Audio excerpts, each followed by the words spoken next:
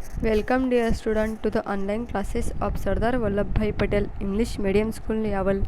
My name is Yogita Satish Saude. Today we are going to learn class 6 civics lesson number 1, our life in society.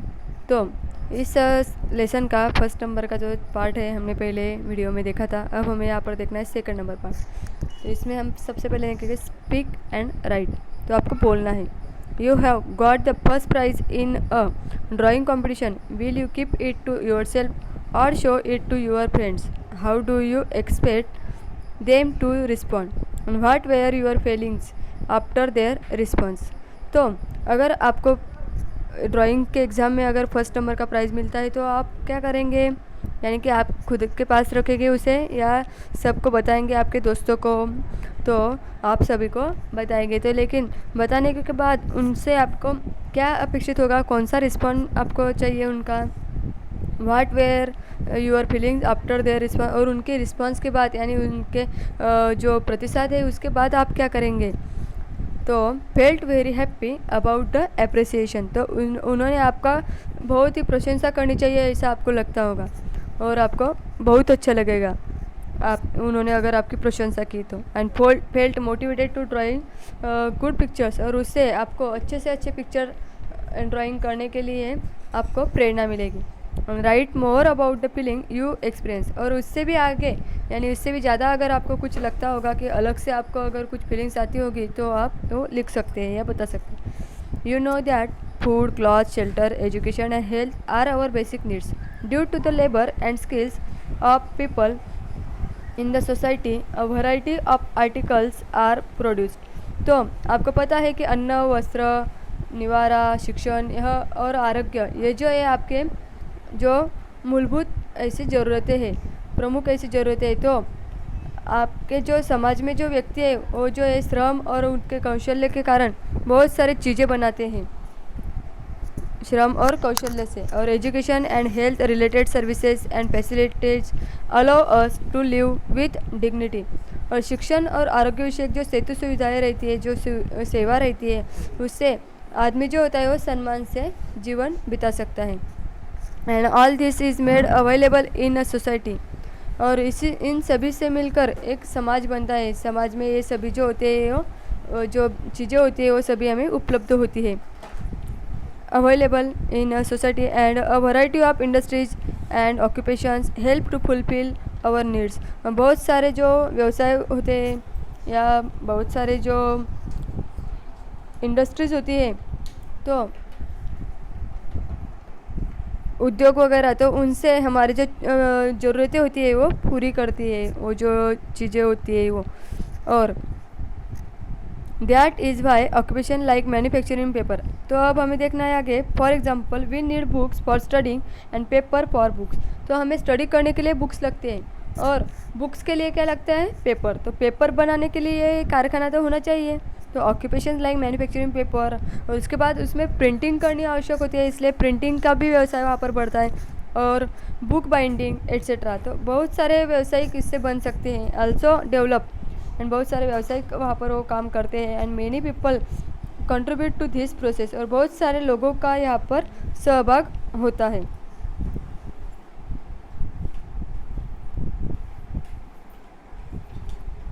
Thus, the variety of occupations in the society help in us in fulfilling our needs, और बहुत सारे जो व्यावसायिक होते हैं तो उन सभी से समाज में जो होते हैं तो उन सभी से हमारे जो ज़रूरतें होती है वो पूरा करने का काम वो करते हैं। This also leads to the development of our skills and capabilities, और इससे ही हमारा क्षमता कौशल्य का विकास होता है।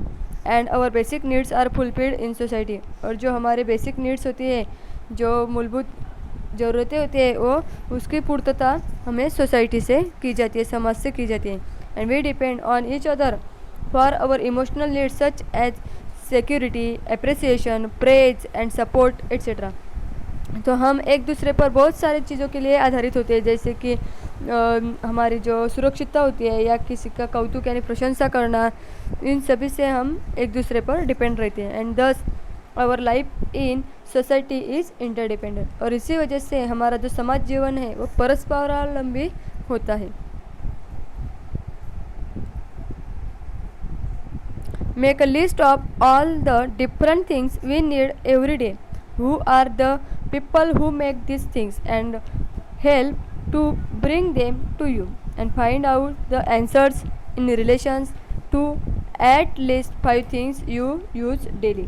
तो आपको क्या करना है, तो सुबह से उठकर यानी आप पूरे दिन भर में कौन कौन सी चीज़ें आपको आवश्यक होती है, यानी कि कौन कौन से चीज़ों की आपको ज़रूरत होती है, और जो चीज़ें होती है उसकी आपको एक लिस्ट बनानी है।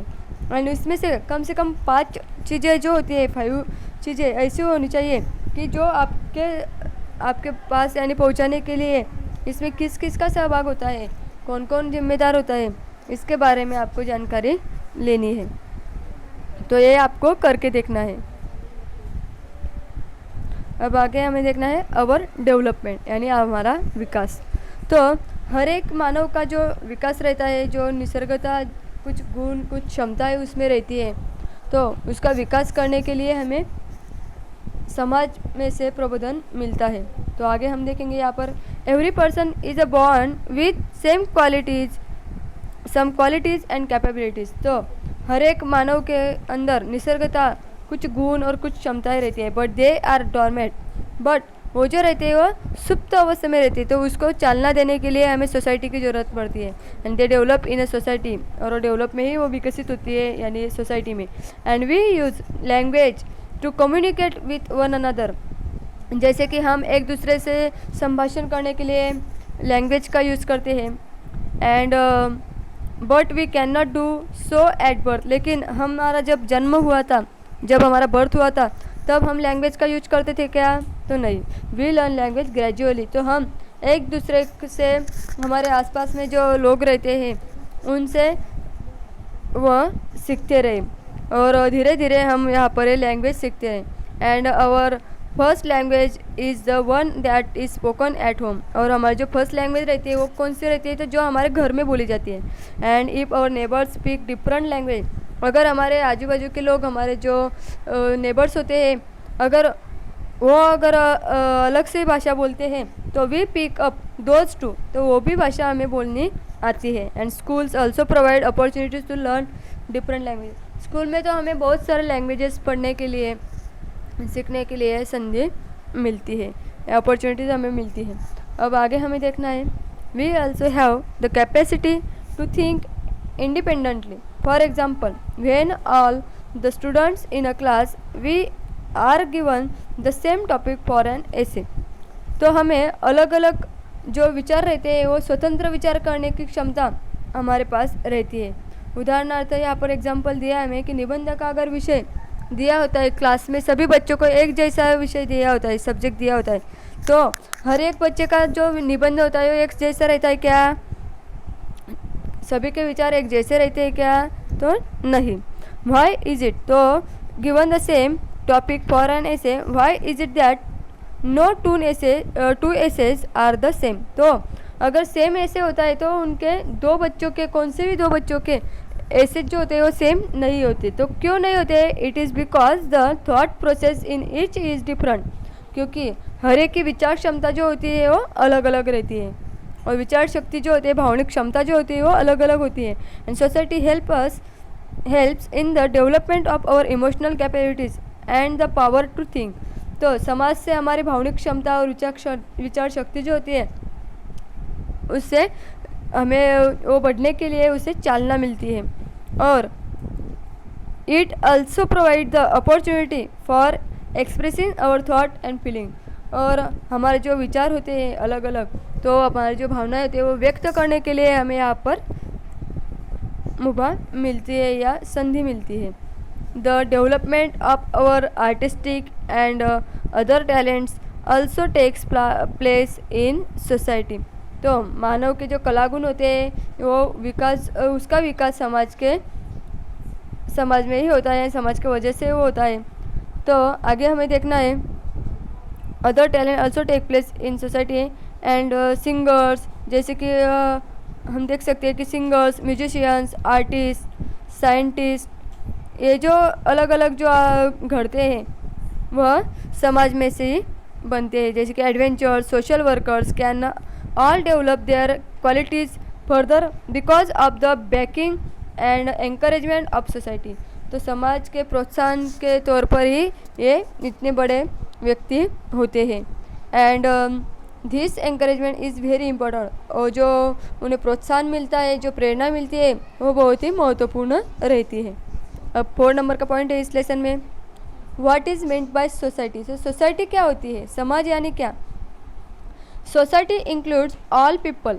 तो सोसाइटी में कौन कौन आते हैं, जैसे कि men, women, grown ups, old people, young children, our families are a part of the society. तो हमारे आजू बाजू में जितने भी लोग होते हैं, बूढ़े हो या जवान लोग हो या छोटे बच्चे हो, सभी सोसाइटी में आते हैं। तो हमारी फैमिली जो है वो सोसाइटी का एक पार्ट होते हैं।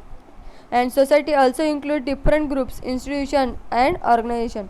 और सोसाइटी में बहुत सारे गॉड, बहुत सारे संस्था, संगठनाएँ होती है। And interrelationship and interaction between the peoples. तो बहुत सारे लोगों में जो परस्पर संबंध रहते हैं या परस्पर व्यवहार रहते हैं, उनमें जो देवान घेवान होती है and their dependence on one another and sharing also part of society. और उनमें जो चीज़ें चलती है देवान घेवान की, वो सभी समाज में उसका समावेश होता है। And society is not simply a mob और क्राउड ऑफ पीपल। तो लोगों की जो झुंड होती है वही इसका मतलब, यानी कि जो भीड़ होती है इसका मतलब सोसाइटी नहीं होता। तो society is form when people come together to achieve certain common objective. तो लोग एक जगह पर यानी एकत्रित जब होते हैं, कुछ विशेष ऐसे उद्दिष्ट जो होते हैं उसे साध्य करने के लिए अगर लोग एक जगह पर आते हैं तो उसे समाज कहते हैं।